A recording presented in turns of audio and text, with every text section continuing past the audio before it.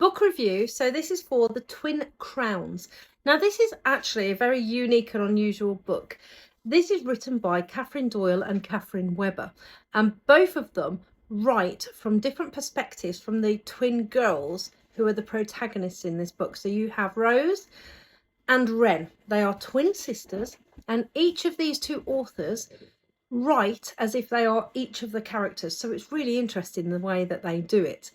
And one of them is in the castle, and she is raised with a certain ideology and point of view, and the other one is kind of taken and raised by witches. So Rose, who is raised in the palace, believes that the witches are evil and wants to get rid of them, and her twin sister Wren is raised by the witches, and she thinks that the witches are good and she wants to take over and save the witches. So it's really complicated, and I love the way that these two authors have written this, and the complication and the two perspectives that they have brought into this is absolutely fantastic. So I really like it. It's quite pacey, it's very interesting, and I think you will like this book. So between the two sisters, you have Rose, who I got the feeling that she's not as smart or knows as much as her sister Wren, and Wren knows more, so it takes a lot longer for Rose to figure things out, whereas Wren is more in control and knows what we're doing. But what is fascinating is the different POVs and also the romance, because they don't quite work out how you would expect it to work out.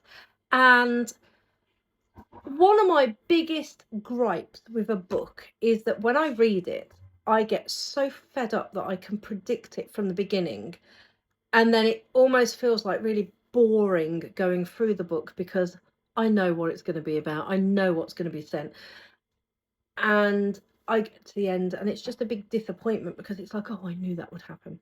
This book isn't like that.